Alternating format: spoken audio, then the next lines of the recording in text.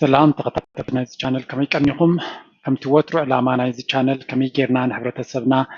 هذا قداسي سنكنا في التنس نقو كم يجيرنا أبد حساس بنا حبيرنا نعبي كم يجيرنا الرأينا بزعبة استفل على نجارات نسفح أبزبل عودي إذا تكررت مرتيز هلف ስለዚህ ሎሚ እውን ከምቲ ወትሩ ኣገዳሲ ወይ ኣብ ሕብረተሰብና ወይ ኣብ ነፍስና ከም ግለሰባት ከነወግዶም ዘለና ባህርታት ብብዝሒ ድማ ብምስትውዓል ይኹን ብዘይ ምስትውዓል ማለት እዩ ሓደ ግዜ ዝግበር ጌጋታት ካብ ዘይፍላጥ ዝብገስ እዩ ግን ምክንያት እሱ እውን ቅቡል ኤክስኪውዝ ኣይኮነ ወይ ምክንያት ኣይኮነ ክንፈልጥ ግዴታና ስለዝኾነ ግድን ነፍስና ክንፍትሽን ፈሊጥና ድማ ጌጋታትና ከነለሊ ሓደ ኣገዳሲ ትምህርቲ እዩ ምክንያቱ ጌጋታትካ እንተዘይፈሊጥካ ፅኢልካ ወጠንቀላላ እናበልካ ስለ ትነብር ስለዚ ናይ ሎሚ ኣገደስቲ ሓሙሽተ ባህርታት ብግዲ ከነወግዶም ዘለና ወይ ከነውሕዶም ዘለና ኣብ ዝብል ኣርእስቲ እሞ ቀጥታ ናብኡ ትወኩም ስለዚ ናይ ሎሚ ኣርእስቲ ናይ ትምህርትና behaviors that can hurt you እቶም ባህርታት ንሕብረተሰብና ይሃስዩ ጥራይ ዘይኮነስ ንዓኻ ብግልኻ ንዓይ ብግለይ ይሃስዩንን ኣብ ሂወተይ ድማ ሕማቅ ስእልን ሕማቅ ግብርን ሕማቅ ራእይን ወይ ሕማቅ ውፅኢትን የምፅኡለይ ስለዚ ንሕብረተሰብና ክንብል ከለና ብቐጥታ ንዓና ነፍስና ዝፀልውናን ንነፍስና እንተ ኣወጊድናዮም ድማ ክጠቕሙና ዝኽእሉ ስለዝኾነ ክንጥንቀቐሎም ይግባእ እታ ቀዳመይቲ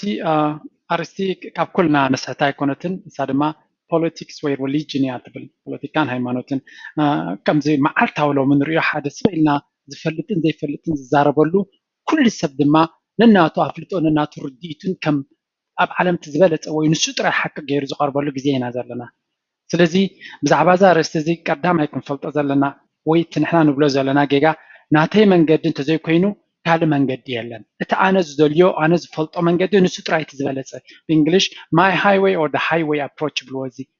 ኣነ ዝበልኮ ጥራይ ቅኑዕ ናተይ ፖለቲካዊ ርድኢት ጥራይ ቅኑዕ ናተይ ኣገባብ ጥራይ ጥዑይ ናተይ ኣገባብ ተዘይኮይኑ ከናይ ፀላኢ ኣገባብ እዩ ብጣዕሚ ፅቡቅ ዘይኮነ እዚ ምክንያቱ እቲ ናተይ ኣገባብ ዘይድግፍ ፀላኢ ኢልና ኢና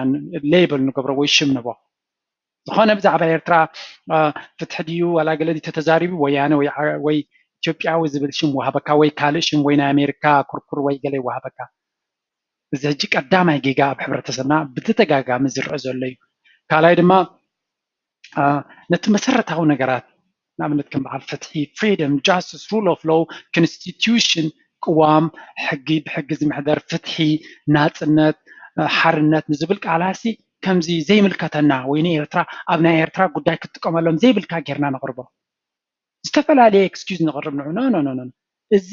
መሰረታዊ ናይ ወዲሰብ መሰላት ስለዝኾነ ብግዲ ክሕተተሉን ክስራሓሉን ዘሎ እዩ ሰባት ድማ ነዚ ስለዝሓተቱ ንኤርትራ ይፀልዋ ጌርና ክንወስድ የብልና እዚ ጌጋ ርድኢት እዩ ምክንያቱ ሰባት ብዛዕባ ፖለቲካ ብዛዕባ ሃይማኖት ክዛረቡ መሰል ኣለዎም ብፍላይ ኣብታ ሃገሮም ዝብሉላ መሰሎም እዩ ዝተፈላለየ ሃይማኖት ክኽተሉ ትንዖም ሓቀኛ ኢሎም ዝኣመንዎ ክስዕቡ መሰሎም እዩ ልክዕ ከምቲ ፖለቲካዊ ርድኢት ዘለና ኣብ ሃይማኖት ድማ ሓደ ሰብ ዝደለየ ሃይማኖት ክኸይድ መሰል ከም ዘለዎ ክንፈልጥ ኣለና እዚኣ ኣብ ቅዱስ መፅሓፍ ክሊር ተጠቂሳ ኣላ ወይ ኣብቲ ኣፈጣጥራ ናይ ዓለም ተተመሊስና ኣምላኽ ኣዳምን ሄዋንን ፈጢሩ ነይሩ ኩሉ እቲ ገነት ዝበሃል ኩሉ እቲ ፅቡቅ ኣብ እስላምን ኣብ ክርስትያኖን ሓደ ይመስለኒ ኩሉ እቲ ዝግባእ ኣብ ገነት ዘሎ ፀጋታት ሂቦም ነይሩ ሓንቲ ገረብ ግን ሂብዎም ኣብዚያ ካብዚያ ገረብ እዚኣ ይትብልዑ ኢልዎም ኣምላኽ እንታይ ክገብር ነይሩ ኣብቲ ግዜ ነታ ገረብ መንቁስ ቃልያ ምኸበዶ ዶ ነይሩ ብቐሊሉ ነታ ገረብ ኣልዩሲ ንዘላለም ኣብ ገነት ከም ዝነብሩ ምገበሮም ግን ኣምላኽ ፍትሓዊ ስለዝኾነ እንታይ ኢሉ ሓንቲ ገረብ ሂብዎም ብናፅነትኩም እንተመሪፅኩም ካብኣ ክትበልዑ ሳዕቤን ኣለዎ ኮንሲኮንስ ኣለዎ ግን እንተመሪፅኩም ምርጫኹም ኢሉ እቲ ዕድል ሂብዎም መሪፆም ድማ እዚ ንነብሮ ዘለና ሂወት መፅኡ ማለት እዩ እንታይ ማለት እዩ ብካልእ ዘራርባ ናይ ሞራል ክመሪለ ኣይኮንኩን ኣብዚ ዋላ ክፋል ናይ ትምህርቲ እኳ እንተኾነ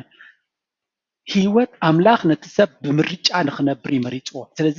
ሰብ ዝደለዮ ነገር ክመርፅ መሰሉ እዩ ሓንቲ ሃይማኖት ፅብቕቲ ነይራ ዝብል ኣምላኽ ነቲ ካል ከጥፎ ኣይምፀገሞን ኖ ኣይገደፎን ሰብ ብርድኢቱ ክነብር ንዝመስሎ ክኣምንካ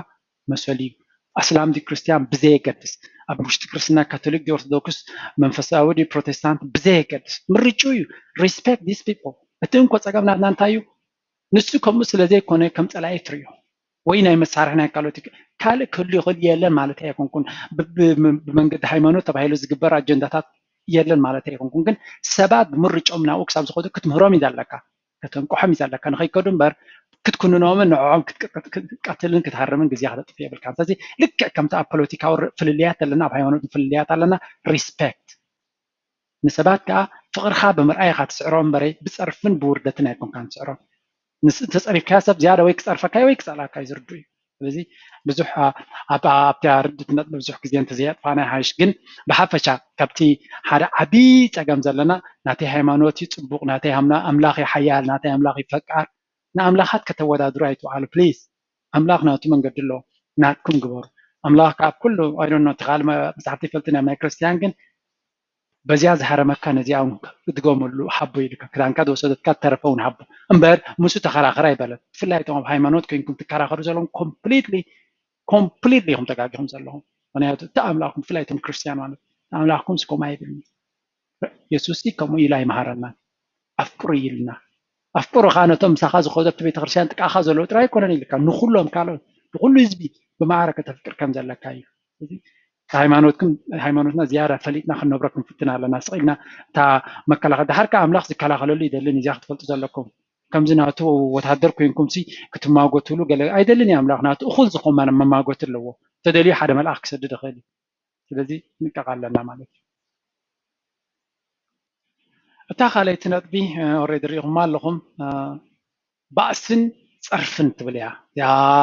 ከም ኣዝያ ከም ሮማዲ ሳዕሪራ ዘላ ወይ ፋሕፋሕ ኢላ ዘላ ኣብ ሕብረተሰብና ናብዚ ግዜና እያ እንታይ እዩ እዚ ሕጂ ዝኾነ ነገር ሓንቲ ነጥቢ ነዛ ቪድዮ እዚኣ ሕጂ ብዛዕባ ፍትሒ ተዛሪበ ኣለኹ ኦልሬዲ ሓደ ክፋል ናይ ሕብረተሰብና ብፀርፊ ዝጅምር ከየንበበ እውን እቲ ዘገርመኩም ፀርፍን ምውራድን ንሰባት ብፍላይ ኣብ ሶሻል ሚድያ ንፅሕፎ ኣነ ንኣብነት ሓደ ሰብ ነዊሕ ፀርፊ ፀሪፍን ተፀኒሑ ብዛዕባ መን እዩ ዘይገድስ እቲ ዝተፀረፈ ዘይኮነስ ነቲ ዝፀርፍ ዘሎ ጥዕና ኣለዎ ድዩ ኢለ ዝምርምር ምክንያቱ ሓደ ሰብ ከመይ ገይሩ ክሳዕ ክንዚ ኣነዋሪ ፀርፊ ክፅሕፍ ይኽእል እሞ ከዓ ብሽሙ ክስቶ ኢሉ ከምዚ ፅባሕ ንጎ ወለዲ ክትኮኑ ኢኹም ክንከውን ኢና ሓላፍነታውያን ሰባት ኢና ወሪዲ ወለዲ ዝኾና ኣለና ፕሊዝ ክንጥንቃቅ ክንክል ኣለና እቲ ቃላትና ስፈይና ክንዘርቦ ከምዘይብልና ትፀርፊ ነቲ ሰብ ክትጎጦ ትብል ኣለካ እምበር ነፍስካ ኢካ ትጎድድ ኣለካ በቲ ሕማቕ ኣነዋሪ ፀርፊ ሰብሲ ኣነዋሪ ፀርፊ እንተንቢቡስ ኣታ ጥዕና ኣለዎ ድዩ ከምዚ ኢሉ ይፅሕፍ ሰብ እዩ ዝብለካ እምበር እንታይ ገይሩ እቲ ካልእ ሰብ ፅቡቅ ገይሩ ኣስሚዕዋ ይብለካኒ ስለዚ ክንጥንቃቅ ክንክል ኣለና ኣብቲ ንጥቀም ስለዚ your insults say more about you than your enemy ይብሉ ፀርፊ ናትካሲ ካብ ንካልኦት ብዛዕባካ ዝያዳ ዝዛረብ ካልኣይ ድማ ዝኸፍአ ድማ ትባእሲ ብፍላይ ኣብዚ ምዕቡል ዓለም ዘለኹም ባእሲ መፍትሒ ከም ዘይኮነስ ኣይ ቲንክ መዛረቢ ዘለዎ ይመስለኒ ምክንያቱ ተባይስካስ ኣብ ከመይ ዝበለ ሕልክልክ ዝበለ ሂወት ከም ተኣቱ ርዱ እዩ ተባይስካስ መፍትሒ ይኮነን ዝበለፀ ሽግር ዳኣልካ ትፈጥር እምበር ብባእሲ ዋላ ኣፍሪካውን ከምኡ እንድዩ ግን ብፍላይ ኣብዚ ምዕቡል ዓለም ተባይስካስ ብዙሕ ግዜ ብዘይጠቅም ኣርእስቲ ባእሲ ትሰሚዕ ኢኻ ኣብ ክንደይ ተጠማትነትን ሽግርን ስራሕ ዘይምርካብን ገዛ ዘይምርካብን እዩ ዘብፅሓካ ኣብ ምንቲ ምንታይ ኣብ ምንቲ ዘየድላ ኣርእስቲ ስለዚ እዚ ብዛዕባ ባእሲ ብዙሕ ኣዛራቢ እውን ኣይኮነ ኣነዋሪ እዩ ብፍላይ ከዓ ካብ ኤርትራ መፂናስ ኣዝዩ ሪስፔክት ዘለዎ ሕብረተሰብ መፂና ኢና ባህልቲ ከመይ ጌርካ ኣብ ምዕቡል ዓለም መፂኻ ትምዕብል እምበር ንድሕሪ ገፅካ ዶ ትምዕብል ኢኻ ሓደ ግዜ ንሪኦ ዘለና ኣብ ኤርትራ እውን ዘይግበር ነገራት ኢና ንገብር ዘለና ኣብዚ ደገ ወፂና እዚ ከዓ ብጣዕሚ ነቲ ሃገርናስ ብጣዕሚ ሕማቕ ኢሜጅ ንህባ ኣለና እዚ ንዕና ንህቦ ዘለና ኢሜጅ ዓብይ ተራ ኣለዎ ካልኦት ግለሰባት ኢንቨስትመንት ክገብሩ ክሓስቡ ከለውስ በዚ ንዓና ዝርእይዎ እዮም እንታይ ይብል ኣነ ኩሉ ግዜ ናተይ ጥቕሲ ትጥቀመላ ንዝኾነ ወፃእተኛ ቀርብ ከለኹ ኣምባሳደር ናይ ሃገረ እየ ዝብል ምክንያቱ ናተይ ሕማቕ ንኤርትራ ጥራይ ዘይኮነስ ንኣፍሪቃ ምሉእ እዩ ዘፅርፍ እቲ ፅቡቅ ድማ ናተይ ፅቡቅ ድማ ንኩሉ ሰብ ይፀሉ እዚ ስኻ ንፉዕ ኮይንካ ኣብ ሓደ ቦታ ክሪኡካ ከሎ ካበይ መፅኻ ካብ ኤርትራ ዋው ንኤርትራሲ ንእሽተይ ነገር ወሲኽካ ኣለካ ስለዚ ኩኩልና ነንኣሹ ሓላፍነትና ተሰኪምና ንእሽተይ ፖዚቲቭ ተገይርና ነታ ሃገርና ፅባሕ ንጎውን ዓብ ፅልዋ ክህልዎ ክእል እዩ ብኔጌቲቭ ጥራይ ከነፀዋዓ የብልናን ብፖዚቲቭ ከነፀዋዓ ክንፈልጥ ኣለና ነፍሲ ወከፍ ኣክሽንስ ንሕና ንገብሮ ፅልዋ ኣለዎ ኣብቲ ኣረኣያ ብዛዕባ ዓድናን ብዛዕባ ነፍስናን ዘሎ ዓድናስ ንግደፈስኪ ብዛዕባ ነፍስና ዘለና ስለዚ ሕብረተሰብና ኣብ ከባቢና ዘሎ ብፖዚቲቭ ተኮይኑ እምበር ብኔጌቲቭ ክንፀልዎ ከይንክእል ክንጥንቃቅ ክንክእል ኣለና እታ ሳልሰይቲ ድማ I think እዚኣ one of the most important ብብዝሒ ትረአያ ኣብ ሕብረተሰብና ብፍላይ ኣብዚ ግዜ እዚ ብፍላይ ኣብ ፖለቲካን ኣብ ሃይማኖትን ኩሉ ሰብ ኩሉ ይፈልጥ the know it all ይብልዎ ብእንግሊሽ نخل نفلط نخل نهي كل في كيلاتاتن فلاتاتن إنا تزقرمكم كحنت مصحفهم بزعبات عرست بزعبات عودي أم بيمنا كوينا بين فلط حسبوا حنت خيفلت كاب فلا كن كم غراب نزفلتو كتسمع زي مفتاح انتهي كنبل الجناب نتابزناتي بزوج جزء كنكفي لكم كم بزوج كومنت انتهي بحالني ثم مهورات ناتنا أبيت حبيكم أبي اللقم تخونكم يخم ديت نو مهور ناتنا كي زارب بزوج جزء زدهلوس أكلت لزلي نيش أنت تزاربو ميت تصرفن مورادن قال ملان سلدمتصوم انت قد شوف أبكم كاتو مبزحتهم سلاماويا سباتهم بسلامام كايخدو إذا مالت كدكس اللو مالته يكون انتين مالته كن سمعهم كن كلال لنا توم مهرات كوينون وتيون زلون كن سمع كن تكبرن كن كلال لنا مغنياتو كل جزية قد من مزرعنا كن فلت كن كلال لنا ورا سمعنات رئيس كن فلاتات كنا نقرب يبلنا نجرات أسعارنا أم نفولتهم أرسل رأي كن زارب كن فتنا لنا ويكا كن زارب كنا نعطي رؤيته ينابلنا زارب لنا كل سبب رؤيته الله زارب زيادة كن سمعت خن كنا لنا بتعرس نابنت زين فلت أرستي كنسمع كنكلال لنا أبزين فلت أرستي كنا نبذن كنك عند كنكلال لنا نتوم مهورات كزاربو كله وين نتوم فلاتات تعودتها كنسمع من كبر خنبام كنكلال لنا من هذا مهور كبر مهابكا كبري نعخايد مسا كامر نوعي كونن سود بتصح بتصحي والله المهور ترى يكون زخونه ستبو كبري تزقرم سي كبر كتبقى لها أسف كبري تقبل لها نسبات كسمعهم كلها زيادة يخبروها كاب منو بعدك تزارب كتقول كلها عليك أفكار عبيسك خلها تقولوا وني بلو تمن دحريلو كبوري دمسل مستزارب كايسب زمزنا كامبر كي تزارب كوسب يمزنا كام سلزي مسمع كاس اوريدي سي مثل بامات يزوطرك دي مزراب كاس مثل بامات يزوطرك سلزي انت بزح نزاربو كي تحللنا بزح غزي كاب منጭና يتحبريتا كيف لتنا نمدرو كنتنكا كنكلالنا زي دمانتي ندليه دلنا درجاتات زصالونا زلو ስለዚ ተጠንቂቕና ኣብቲ ንፈልጦ ኣርስቲ ከም ድሌትና ክንዛረብ ንኽእል ዋላ ኣብተይ ንፈልጦ ሪኢቶና ክንገልፅ ንኽእል ግን ልዕሊ ዝያዳ ግን ሰማዕቲ ክንከውን ኣለና ነቶም ኣብቲ ዓውዲ ክእለት ዘለዎም ድማ መድረክ ክንገድፈሎም ክንክእል ኣለና ኣብ ፖለቲካዊ ፅላት ተኮይኑ መርሕነት ብቅዓት ዘለዎም ሰባት መልዮም ኣለውና ክስምዑ ዝግብኦም መልዮም ኣለውና ክንሰምዖም ክንክእል ኣለና ኣነ ድማ ናተይ ኣበርክቶ ኩልና ንዖም ንክንሰምዕ ንክንቀራረብ እየ ዝሕግዝ ዘሎ እታ ራብዓይቲ ድማ زين نبتات كل ندرجة حدا كاب حدا يبالا لتاني رابعيت دما تبلات النت بهال أب عبرة السبنا يرتاب ببزح الرأي دحريس سعراي بقولا نحيت رايت عمني كل الزبلات أب النت كبكم يبزع بعديا أبي أوروبا خمس خلنا ويا بأمريكا خمس خلنا كلنا استفلا عليه سجمات كم زلنا حسينا دينا بحكي زبز حنا بحكي أجت إمنا لنا ورقة موسد ورقات وسيدنا تمير قاين كاتشجراتنا ريومو تسقماتنا ريومو كلنا كاب حق انت تزارينا بخندي أصيوم نتحق نتو الرجاجيزهم حسود نغيكون الرجاجيزهم بخندي صلوتن بقالن ورقات بقى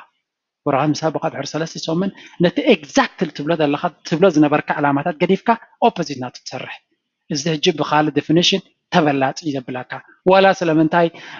أنا كأنا بير تراش جراينا برا تلك أنت ديني يروك حسي خالق حساوي خارق على تبلات يا أنت هي خد تعبينا تسخاس حركم تكبر لها نسخاهم يركح كتك لها توم كما خاوات تعب هالش جراز زلوت وحنا قوم اسمه أنت يبلوم نو سجم يبلكم المغنياتو توم قدامه تحواتكم سجم على الناس بلو بتي سجم زلهم قديفة ما يرتاح يخدلو أبتي منجس بديلنا زبلو أو يراعي له سلزي سخاتكم سجم يبلكم يبهالو مالو انتهينا مالتي كل جزء نعيد عملنا بحريات نريوينا حلافنت أيسم معناني نحنا تشجرنا متينا تلنا قالوا تحواتنا تحرينا ونتشجرون كم زلو حلافنت كسم معنا كخلالو أخذ تعمكة ترى هذه كونسي نحبر تسبكاز تعمكة إزيا كنستقول الله خنكلا لنا كلاي زخوانة نجار بزعبة زخوانة نجار كبر تخوينو أنا نعي جنزب زي وسخلي ويرب حدا وسخلي تخوينو أي أحوسوني ويكا يكبر ومدحن أبتي مستوى ديكس كرواسي بتعمل opportunity كوي تبلغ إنها تبالدي كالوز دخمولو كالوز زعارولو كالوز كي تحلو زبلو كي حفرنا ناو كنت كاب نزاربن نعل حلف حليف ناس قرفهم دسومي قال سولو دحن اللي تانا سنة تمسيالي نقولنا يس مورال سبت تنكف زربها قنا اللغة كنا كحل نازس وبغا يكون المعنياتو كم سب زبلكا أبز جباك عود موسى كان زجباك جام بركات كان تراي نعون ده حرسيت كات سبعة ونتكوني قدلي سالسيت دما كورد سيبلو ويكام تبعت زي بلنا تبعت قديلو نزخون أنا آمن لوست تأكل بزي نقل زعبا زي بزح كزارة بايقلني مغنيا توس أبتنا آمن لوست تأكل بلسي مسرت أو حتى ناي بحلناي هل قدف أبدأ آمن لوست تأكل بلس نزاد آمن لوست تواجيهم ميتهم لك وهما زكواي تاريخنا لنا نحناس تأكل بل كمان هيك علنا نايك أكون كنا هالموت زي زيادة كل جزء أنا كمرجع كلوانا له እቶም ኣብ ንመንግስቲ ደጊፎም ጠጠው ዝብሉ ንዓይስ ንሳቶም ከማን ንዖም ክብርክቦም ይኽእል ካብቶም ኣብ መንጎ ዘለና ንዝኣምንሉ ጠጠው ስለ ዝበሉ ሰብሲ ንዝኣምነሉ ጠጠው ክብል ኣሎ እቲ ዝኣምነሉ ዘሎ ጌጋ ክኸውን ይኽእል ብርግፅ እውን ጌጋ እዩ ግን ሓደ ሰብሲ ንዝኣምነሉ ጠጠው ምባል ጥራይሲ ክእለት ኣለዎ ካብቲ ካልእ ሰብ ኣብ ሓደ ጠጠው ዘይብል ሰብሲ ትርጉም እውን የብሉን ላንጋ ላንጋ እዩ ላንጋ ላንጋ ከዓ ብዝኾነ ይኹን ተመራፂ ባህሪ ይኮነ ስለዚ ትብዓት ንግበር تا همشتی دما ازیا قداسیتیا نایمرسا حمام لنا روی نایمرسا حمام لنا هذا كابت روي حمام تاي تاب يرترا بخندي كرتتن بخندي شكراتن اب كندي سوان قالنا يرنا مصينا ابسي سبيشال هيوت كال مسجمرنا بخللت نغرات ستريس نقبر اتعبابيا خاص كومبليت ترسع اب حدا غزا شدش سب حمش سب حدا غزا نعبو خمزي نبرنا اب حنت كفلي حنت سو من تقمط بلا حدا سب يحمم بفلاي دما أبز young generation زر مالتي وي كابانا كابزوم حجي دحرنا زمصانا زر بحري قدميهم زنبرو خمي كم زنبرو كايبلنا جن بتعمي سبويل وي استبكل عينت بحر لنا تمال أب مكينان أب قالوا وحافن ندكس نيرنا أبز مزيناس بنعش نجراسي كن أجسي نخير تغلال نعرس ناس artificial هو كنا برنامج مر ስለዚህ أزيو هسايو نحجوس كان نخد عوتن نخد أرنز على كمنتاليتي دحريتي زمان سكان كالاي تاريخ كامرسا سي بخمي متى يرتراس انت انا تصقم يقاطمان يرس كلنا نفلط نقلتي شان رس نشتي نغير مسقاطمه كل رسعنا مزمص درفي مزمصت بارتن مسسع نخو ስለዚህ እዚያ ከማን ሓንቲ ዓብያ ጸጋም ያሕጃብ ዘለና ግዜ ብዙሕ ዝድገም ታሪክ ንርለና ብዙሕ ግዜ ዝረኣናዮ ብዙሕ ግዜ ሰማዕናዮ ናይ ኤርትራ ብዙሕ ግዜ ዘጋጠመ ታሪክ ክድገም ንርለና ንዑውን ከነሰቕለሉ ይከኣልና ኣለና ምስ ሓለፈ ሽዑ ታሪክ ኮይኑ ምስ መፀና ክንብል ክንጅምር ኢና ማለት እዩ እታ ሳልሰይቲ ድማ እቲ ዘዕብየና ክብርታት ሞራላዊ ሓላፍነታት ኩሉ ኣብ ኤርትራ ንገብሮ ዝነበረ ስነ ምግባርሲ ኣብዚ መፂናስ ንዑዳ ከነዕብዮ ኣለና እምበር ንዑ ገዲፍና እንድሕር ክንመለስ የብልና ስለዚ እቲ ክብርታትና ንዘክሮ እቲ ናትና ኣብ ሕሉፍ ኣብ ዓድና ዝነበረና ፅቡቅ ብዙሕ ፅቡቅ እዩ ነይሩና ኣብ ዓድና ከም ሰባት ብዙሕ ፅቡቅ ነገር ነይሩና ናይ ስራሕ ባሕሪ ነይሩና ኣዝዩ ኤርትራውያንስ ብስራሕ ኢና ንፍለጥ ነርና ሽዳን ከለናሲ ኤርትራውያን ደቂ ኣንስትዮስ ብስራሕ እየን ዝፍለጣ ነይረን ኣብ ኤሮጳ ኮይነን ግን ከምኡ ይመስለኒ ስለዚ እቲ ዝነበረና ነገራሲ ኣይንረስእ ካብ ሕሉፍካ ብዙሕ ነገር ኣሎ ክዝክሮ ዝግባእካ ከተማብሎ ዘለካ ስለዚ ብሓፈሻ ናይ ሎሚ እዚኣ ትምህርቲ ሕፅር ዝበለት ወይ ሕፅር እኳ ኣይኮነትን ግን ቀንዲ ናታ እቲ ከነወግዶ ዘለና ባህርያት ከም ሕብረተሰብ ጥራይ ዘይኮነስ ከም ግለሰብ የዛረብ ዘለኳን ምክንያቱ ሕብረተሰብ ድምር ናይ ግለሰባት ስለ ዝኾነ ነፍሲ ወከፍና ፖለቲካናን ሃይማኖታዊ ፍልልያትና ወጊድና ነናትና ናይ ካልኦት ሰባት ሪስፔክት ክንብ ክንፍትን ኣለና እቶም ኣብ ፀርፍን ኣብ ባእስን ዘለና ድማ ወላ ሓንቲ ለውጢ ዘይምፅእ እዮ ከም ንገብር ዘለና ርኢና ንዑ ክንኣልዮ ኣለና እቲ ንኩሉ ንፈልጥ ኢና ወይ ብኣገባብና ብኣፍና ከኩሉ ይፈልጥ ዝብል የለን ግን ስራሕና ከምኡ እዩ ናይ ካልኦት ሰባት ዘይምስማዕ ከምኡ ዝገብረካ ተበላፅነት ድማ ክነግድሎ ኣለና ሓላፍነታውያን ዜጋታት ክንከውን ክንፍትን ኣለና ንዓና ጥራይ ዘይኮነስ ንካልእ ሕብረተሰብ ንካልእ ንኤርትራውያን ጥራይ ዘይኮነስ ንኣፍሪቃውያን ካብኡ ወፃኢ እውን ንካልእ ህዝቢ ዓለም ክጠቅም ኣብ ዝኽእል ነገራትን ክንዋሳእ ክንክል ኣለና ዋላ ንሕና ዳይሬክት ላይ ንከፈለሉ ኣገዳሲ ከምኡ ዓይነት ሜንታሊቲ ክህልወካ እታ ናይ መወዳእታ ድማ ካብቲ ሕሉፍካ ፅቡቅ ዘኪርካ ክትዕቅቦን ክትጥምቶን ክትክእል ኣለካ ክትርስዖ የብልካ ምክንያቱ ሂወት ንዝሓለፈ እያ ትደግም ኢሎሞ ብፍላይ ታሪክ ይደጋገም ኩሉ ግዜ ዘይምስውዓል ናይ ታሪክ መፅሓፍትን ዕለታትን ምዝካር ዘይኮነስ እቲ መልእኽቲ ኣብኡ ዝተፈፀመ ኢኻ ክትዝክር ዘለካ እሱ እቲ ኢምፖርታንት መሰጅ ናይዚኣ ነጥቢ ድማ ስለዚ ናይ ሎሚ ትምህርቲ ብሓፈሻ ብዛዕባ ከነወግዶም ዘለና ባህርታት እያ ተደስስ ነይራ ይሆፕ ገለገለ ነጥብታት ካብኣ ተማሂርና ንእሽተይ ለውጢ ክንገብር ንፍትን መብዛሕትና እኳ ኣብ ከምኡታት ንዋሳ ኣይኮናን ግን እቶም ኣብ ከምኡ ክንዋሳ ወይ ንእሽተይ ከይተረዳእና ንገብሮ እንተለና ከነወግዶን ከነውሕዶን ክክእል ኣለና ድሕሪ ምባል ናይ ሎሚ ትምህርቲ ኣብዚ ወዲኣላ እቶም ኩሉ ግዜ ብኮሜንትን ብሼርን ሰፖርት ገብሮ ነዚ ቻነል ብጣዕሚ ኢና እየ ዘመስግነኩም ዝያዳ እቲ ኮሜንት ናትኩም ትርኢቶ ናትኩም ፀሓፉ ትትድግፍዎ ፀሓፉ ዘይትድግፍዎ ብፍላይ እቲ ንዓኹም ብሳኹም ትመሳሰል ጥቕሲ እንተላ ንዓ ድማ ክትፅሕፉ ከለኹም ዝያዳ ሞቲቬት ይገብር ወይ ከዓ ነቲ ሕብረተሰብና ዝጠቅም ምዃኑ ፊድባክ ስለ ዝህበኒ ፅቡቅ ውፅኢት ኣለዎ ብዝኾነ ናይ ሎሚ ትምህርቲ ኣብዚ ወዲና ኣለና ኣብ ሓፂር ግዜ ብካልእ ክሳብ ዝመፅእ ደሓን ኩኑ ቻው